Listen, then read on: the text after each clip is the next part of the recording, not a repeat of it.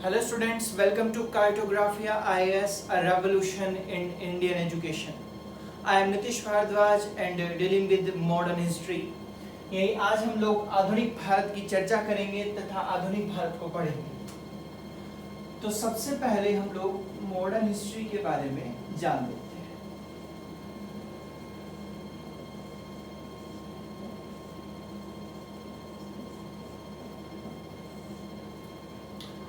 अगर आप लोग किसी भी एग्जाम की बात करें, एग्जाम पॉइंट ऑफ व्यू से, तो इतिहास के पोर्शन में भी 3 हिस्से पाए जाते हैं, एंशिएंट, मिडिवल एंड मॉडर्न। तो अगर आप लोग मॉडर्न हिस्ट्री की बात करोगे तो यह सबसे इंपॉर्टेंट तथा सबसे ज्यादा प्रश्न आप लोग के लिए बनाता है। आधुनिक भारत की चर्चा अगर हम करेंगे तो बच्चों उसमें यूरोपियंस का महत्वपूर्ण भाग रहेगा। तो सबसे पहला इसमें टॉपिक बनता है कि यूरोपियंस को भारत में दिलचस्पी क्यों पैदा हुई, ऐसा क्या था भारत के अंदर कि उनको इतना ज्यादा दिलचस्पी हुआ कि वे अपना काम धंधा छोड़कर यहाँ पर आने की सोचने लगे। उन्होंने व्यापार अपना यहाँ पर शुरू किया, यहाँ पर भारत के राजाओं को हराकर उन्होंने अपने साम्राज्य को, अपने एम्पायर को स्प्रेड करना शुरू किया, अपने साम्राज्यवाद की नीतियों को बढ़ावा दिया। आज का मेरा प्रश्न, जितने मैंने अभी तक आप लोगों को प्रश्न बोले, ये सब के सब आप लोगों को जो उत्तर मिलेंगे वो यहीं से बनेंगे। तो आइए हम लोग जानते हैं बच्चों कि यूरोपियंस का आगमन किस प्रकार से हुआ तथा यूरोपियंस यहाँ पर किस प्रकार से आए। तो टॉपिक आज का हम बनाते हैं यूरोपियंस का आगमन या यूरोपियंस क्यों आए।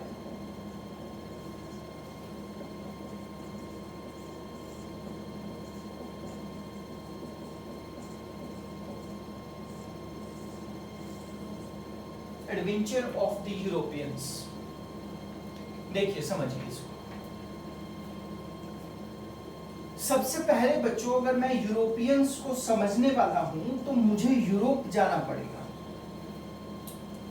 अब यूरोप में ऐसी क्या घटनाएं घट रही थी कि जिसके कारण यूरोपियंस भारत में आए, या उन लोगों को पता चला कि अगर पूरब की ओर अगर हम जाएंगे तो हम लोगों को ये चीज मिल सकती है। ऐसा यहां हुआ क्या था? तो यूरोप की स्थिति को बेहतर समझने के लिए मैं इसको 3 हिस्सों में तोड़ देता हूं। पहला, यहां पर क्या आर्थिक परिवर्तन हुए, इकोनॉमिकल चेंजेस, पहला ही आएगा आपका। दूसरा, यहां पर सामाजिक परिवर्तन किस प्रकार हुए, सोशल चेंजेस, सेकंड पॉइंट आपका बनेगा। थर्ड, अन्य कारण क्या थे जिसके कारण यह भारत की ओर या पूरब की ओर अदर फैक्टर्स आकर्षित हुए।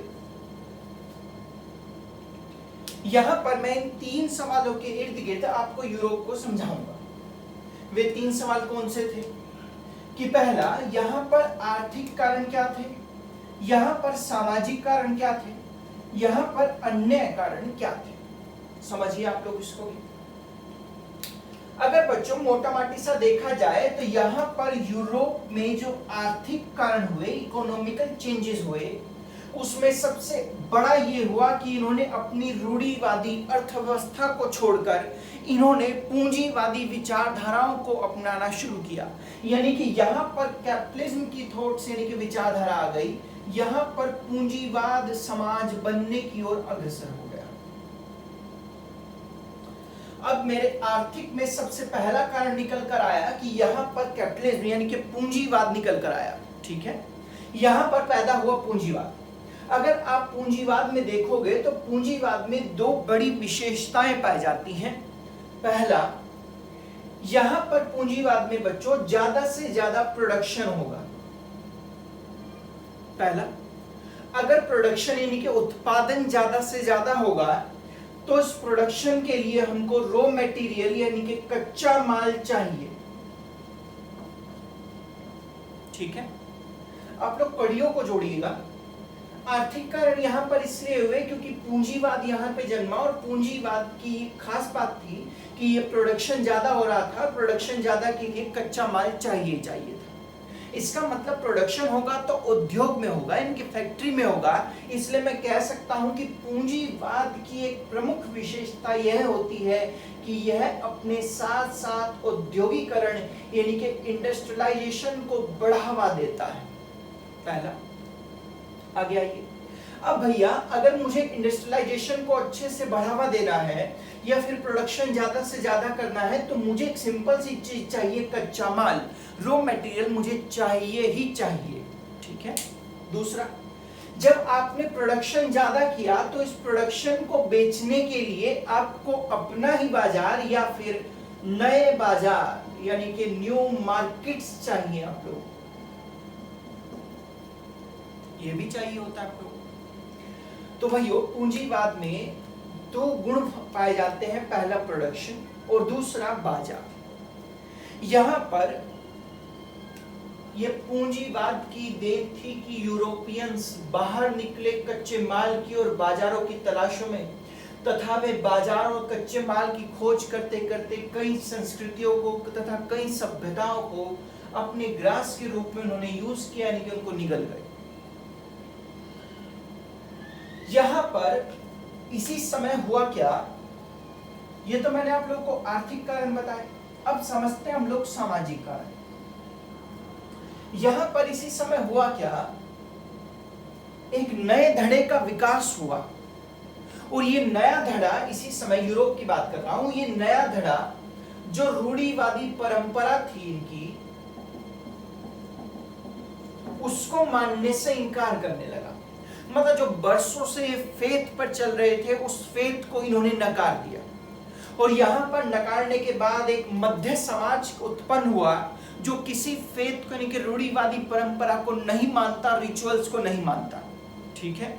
और जब कोई व्यक्ति एक अलग रास्ता अपना बनाकर चलता है तो खोजें होती है, वहां पर आविष्कार होते हैं। वहां पर इसी वर्ग ने बच्चों, इसी वर्ग ने इसी समय यहां पर नए नए स्कॉलर पैदा किए, यहां पर नए नई विचारधारा आई और साथ ही साथ में जब विचारों की उत्पत्ति होगी, इसी समय यहां पर नक्शों का निर्माण हुआ, इसी समय यहां पर कंपास का निर्माण हुआ, इसी समय यहां पर बारूद का भी निर्माण हो गया। सही। इसका मतलब पहला आपका आर्थिक कारण पूंजीवाद को जन्म दिया और सामाजिक कारण आपकी रूढ़िवादी परंपरा को खत्म करके एक नई परंपरा यानी कि एक नई थॉट या विचारधारा इस सोसाइटी या समाज में लेकर आया। यहां पर अन्य कारणों में मैं देखूं तो वो कुछ तो अटैच होते हैं आर्थिक से भी, वैसे सामाजिक से भी होते हैं। अब आगे आइए, अन्य कारणों में देखूं बच्चों तो अन्य कारणों में यहां पर एक व्यक्ति था जिसका नाम था मार्को पोलो।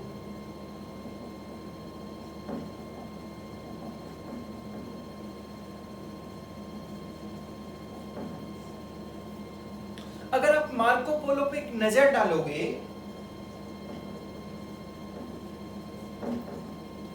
तो यहां पर आप पाओगे कि मार्को पोलो वैसे तो चाइना जाने वाला पहला यूरोपियन नहीं था, लेकिन हाँ मार्को पोलो के इतिहास पे एक नजर डाले बच्चों तो मार्को पोलो के पिता जो थे वो कपड़े का काम किया करते थे। एक बार इनके पिता ने सोचा कि क्यों ना ऐसा किया जाए, सीधा पूरब से ही यहाँ पर व्यापार किया जाए।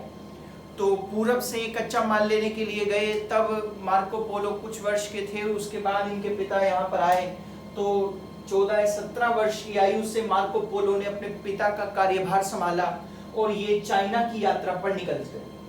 और जैसे ये चाइना पहुंचे तो वहां पर इन्होंने अपनी पुस्तकों में अपने जितने भी इन्होंने वर्णन किए हैं वहां के पूरब के बारे में, उन सब में बताया कि इधर की छटा देखने लायक है, यहाँ का हर आदमी पैसे से भरा पड़ा है, इधर कच्चा माल का भंडार है। सबसे इंपॉर्टेंट लाइन थी कच्चा माल का भंडार और पैसे वाला व्यक्ति। क्यों?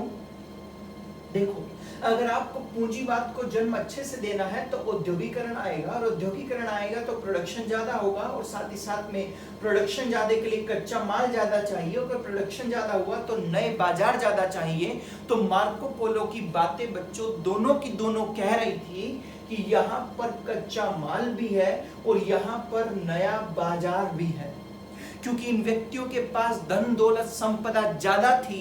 इस वजह से ये लोग यानी यूरोपियंस अपनी वस्तुओं को भारत में बेच सकते थे।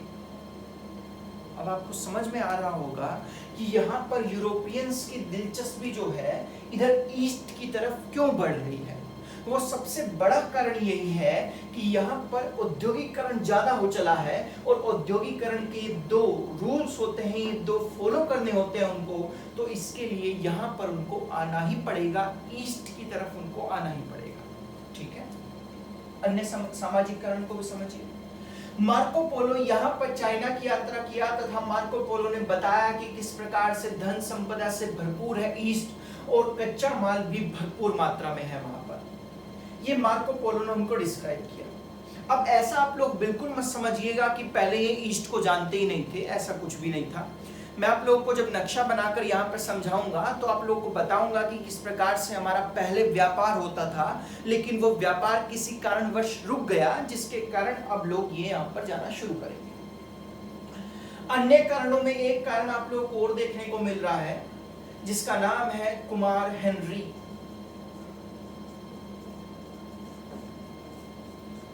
ये कुमार हेनरी ने बच्चों अपनी पूरी लाइफ भारत को खोजने में निकाल दी, इसलिए इसको नेविगेटर द हेनरी भी कहा जाता है, या हेनरी द नेविगेटर के नाम से इसको पुकारा जाता है। ठीक है, क्योंकि इसने नेविगेट किया, भारत को खोजना चाहता था।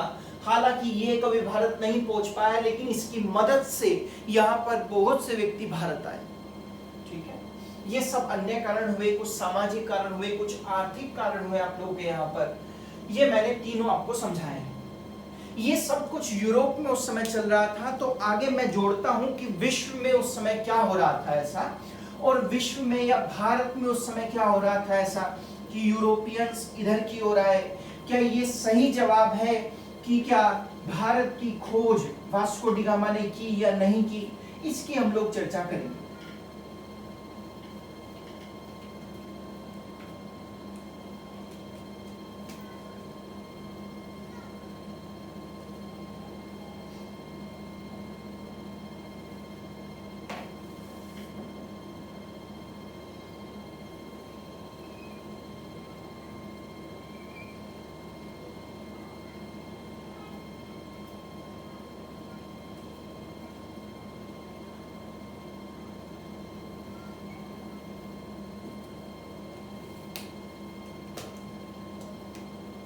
देखिए,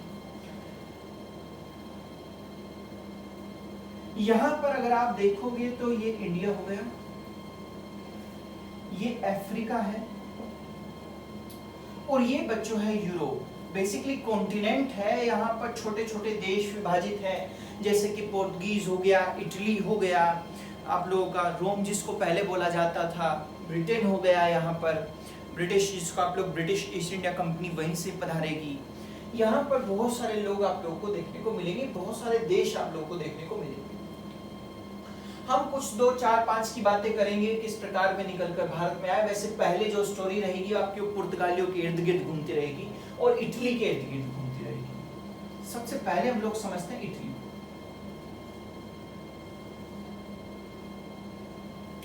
बेसिकली मार्को पोलो देखा जाए तो इटली का एक व्यापारी था, या उसके पिता जो है इटली में रहते थे, रोम में रहते थे, और वे व्यापार का कार्य किया करते थे।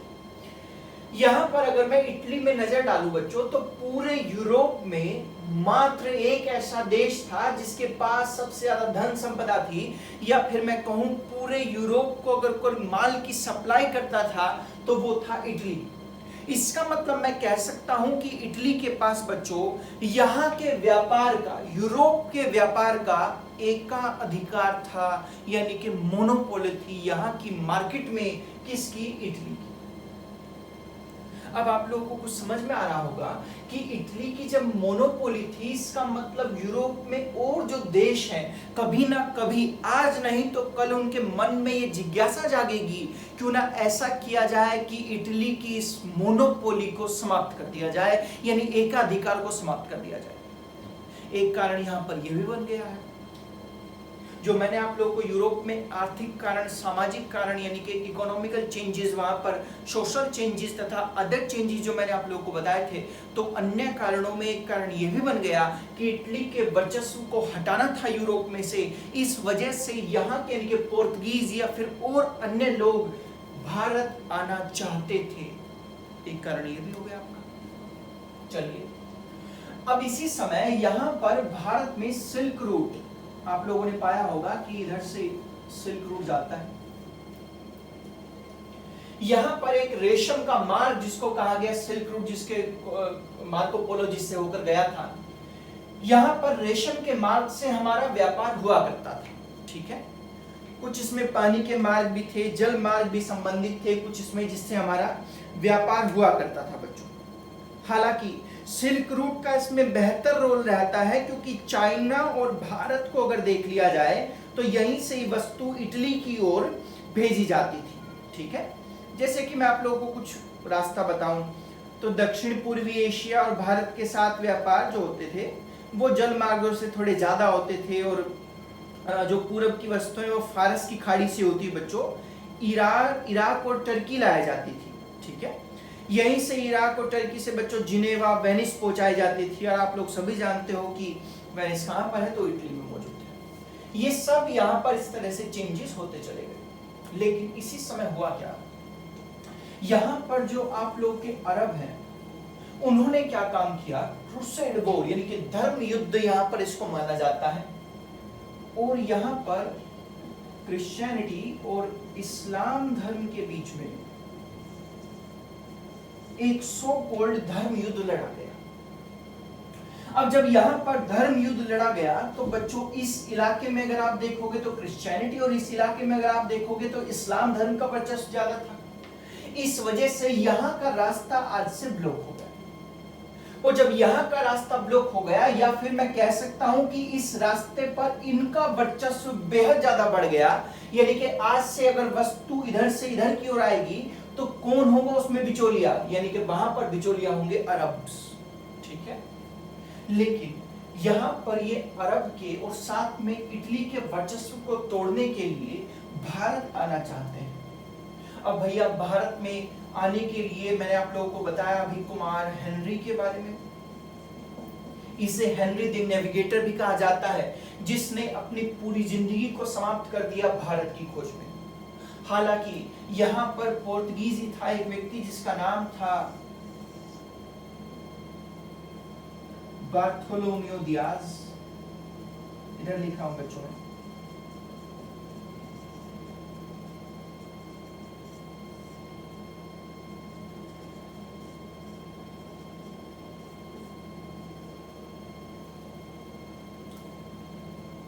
यहां पर पुर्तगाल से एक नाविक चला, इसकी खोज की मंशा थी कि मैं भारत को खोजूंगा। यह पुर्तगाल से चला और अफ्रीका के दक्षिणतम बिंदु पर पहुंचा, जिसका नाम केप ऑफ गुड होप रखा गया। इसे बच्चों अगर हिंदी में बात करूं मैं तो उत्तर माशा के नाम से भी जाना जाता है। तो इसके दो नाम आप लोग को देखने को मिले, तो केप ऑफ गुड होप, अच्छी आशा वाला द्वीप हिंदी में हो गया बेसिकली, और उत्तर माशा। ठीक है, यानी उत्तर की तरफ बिल्कुल सबसे दूर बिंदु या फिर जगह। केप ऑफ गुड होप इस समय क्या है, तो इस समय बच्चों आप लोग जानते होंगे कि यहाँ पर साउथ अफ्रीका पड़ता है। तो ये साउथ अफ्रीका उस टाइम का केप ऑफ गुड होप है। या फिर मैं आप लोगों को कहूंगा कि यहाँ पर ये शहर कौन सा, तो केप टाउन आप लोगों ने नाम सुना होगा। तो जो केप टाउन है वो केप ऑफ गुड होप से ही परिवर्तित करके रखा गया है। ठीक है, अब यहाँ पर बार्थोलोमेओ डियाज उत्तर माशा तक तो जरूर पहुंचा। और बच्चों ये कब पहुंचा, तो 1487 में, 1487। लेकिन यहां पर ये दक्षिणतम बिंदु पर तो पहुंचा, लेकिन इसके बाद इसको आगे का रास्ता नहीं पता, और ना ही ये कभी भारत की ओर खोज कर सका। इसलिए 1488 में, यानी कि एक साल तक लगभग यहाँ पर रुका और इसी रास्ते से वापस लौट गया। अब भैया आप लोग आंसर दीजिए, बार्थोलोम्यू जो डियाज है क्या भारत को खोज पाया? नहीं खोज पाया, लेकिन हाँ पहली बार निकला कौन था? तो बार्थोलोम्यू डियाज निकला था, और ये भारत को नहीं खोज पाया। चलिए, लेकिन भारत को खोज पाया इसका मतलब ये नहीं है कि ये कभी खोज नहीं कर सकता। इसने इस समय पर केप टाउन या केप ऑफ गुड होप को खोजा। सही। अब इसी के बाद बच्चों एक और पुर्तगाली नाविक निकलेगा जो इसी के रास्ते को फॉलो करेगा, और उसका नाम होगा आपका वास्को डी गामा।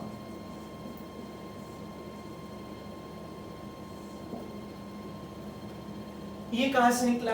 तो ये पुर्तगाल से निकला, ठीक है। हेनरी द नेविगेटर मदद कर रहा है बार बार।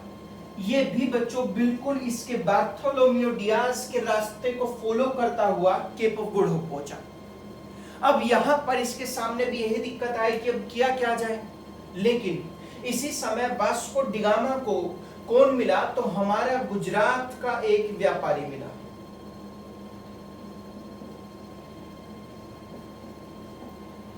अब भैया ये व्यापारी था गुजरात का, जिसका नाम था अब्दुल मुनीद।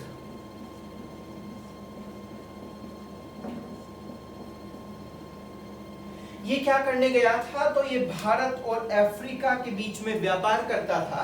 इसका मतलब इसको इसका रास्ता पहले से ही मालूम होगा। तो वास्को डी गामा बच्चों अब्दुल मुनीद की सहायता से ये यहां से चला और सीधा कहां पर टकराया? तो भारत के कालीकट से टकराया।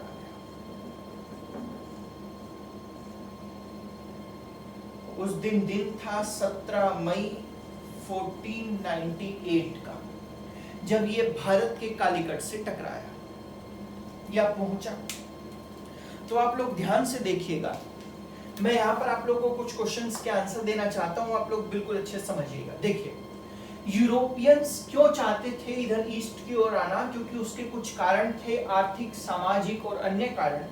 आर्थिक कारण में मैंने आप लोगों को सबसे पहला प्रमुख बताया कि वहां पर पूंजीवादी विचारधारा जन्म ले रही थी। कैपिटलिस्ट थॉट वहां पर उत्पन्न हो रहे थे, जिसके कारण उन्हें कच्चा माल चाहिए और साथ ही साथ में बेचने के लिए बाजार चाहिए।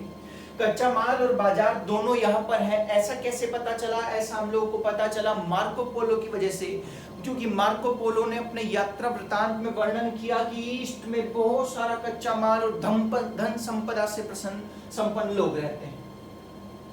यहाँ पर सामाजिक कारणों में नई नई सोच उत्पन्न हुई, जिन्होंने नई नई खोजें की, जिसकी वजह से नक्शे बनाए गए। हम लोग को पता चला कि भारत इधर है, ये इधर है, इधर समुद्र है, ये है। कंपस बनाए गए, जिसकी वजह से इन लोगों को दिशाओं का ज्ञान हो पाया। ठीक है, ये सब कुछ यहाँ पर उत्पन्न हुआ। साथ ही साथ में इटली का वर्चस्व था, जिसको ये तोड़ना चाहते थे, जिसकी वजह से ये लोग बाहर निकले अपने घरों से तथा नई नई खोजें करने लगे इटली का वर्चस्व तोड़ने के लिए।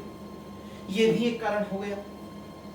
यहाँ पर कुमार हेनरी या हेनरी नेविगेटर जैसे बढ़िया लोग रहते थे, जिन्होंने अपनी पूरी जिंदगी को लगा दिया भारत की खोज में। ये भी कारण बन सकते हैं।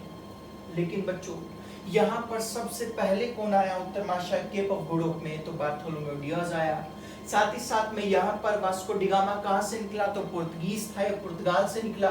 और जब ये वास्को डी गामा निकला तो इसने केप ऑफ गुड होप तक बार्थोलोमेव डियाज के रास्ते को फॉलो किया, और यहाँ पर इसको मिला अब्दुल मुनीद, जो गुजरात का व्यापारी था भारत का, और इन्होंने भारत को खोज लिया। तो ये क्वेश्चन मेरा ये निकला कि इन्होंने भारत को खोजा 17 मई 1498 में। क्या मैं सही शब्दों का चयन कर रहा हूं कि ये भारत की खोज 17 मई 1498 में हो पाई? तो नहीं।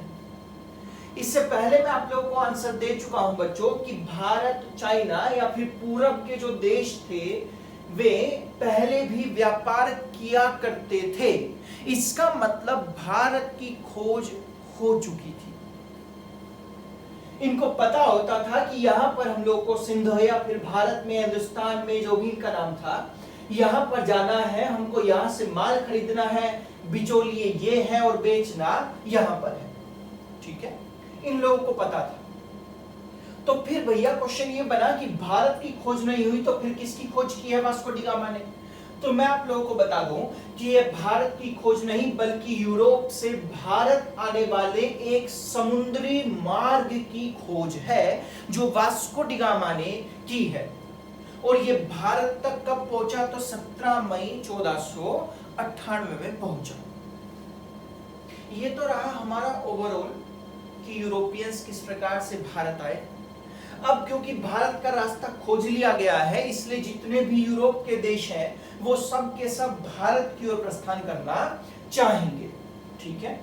लेकिन बच्चों इतनी जल्दी कोई भी चीज प्रस्थान नहीं कर सकती, या इतनी जल्दी कंपनी नहीं बन सकती और कंपनी व्यापार शुरू नहीं कर सकती। अब भैया वास्को डी गामा की अगर मैं बात करूं तो वास्को डी गामा यहां पर 17 मई 1498 में कालीकट से टकराया। जिस समय कालीकट का राजा की अगर मैं बात कर लूं तो जमेरिन था।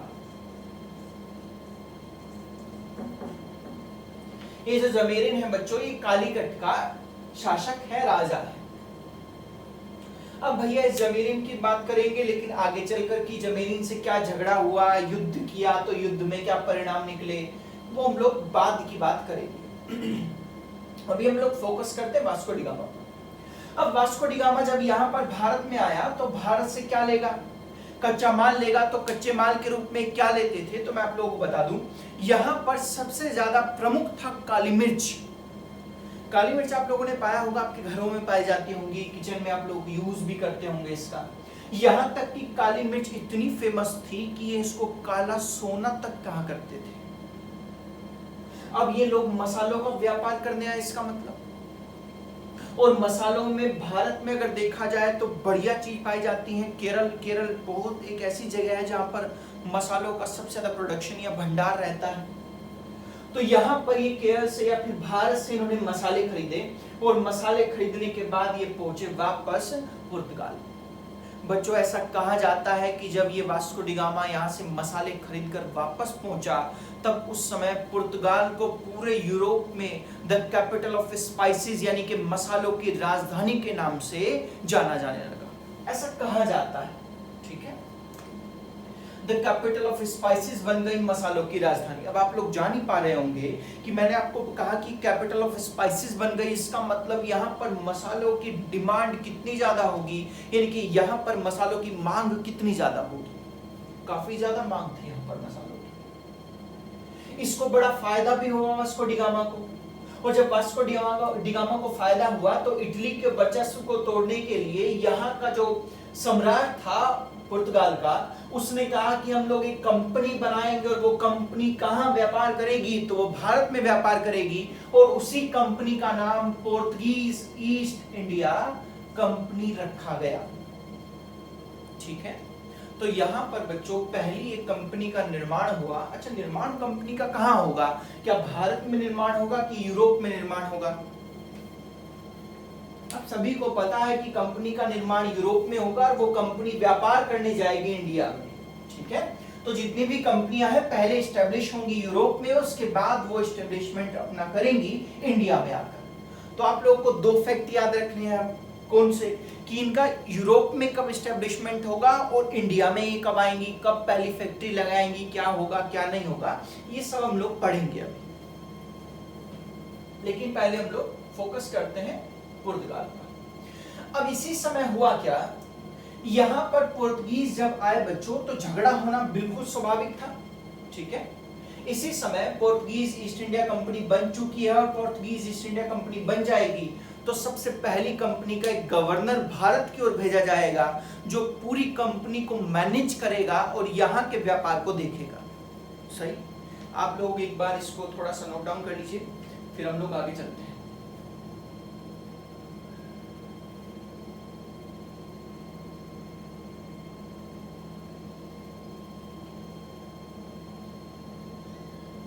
चलिए, होप सो आप लोगों ने कर लिया होगा। आगे देखते हैं बच्चों।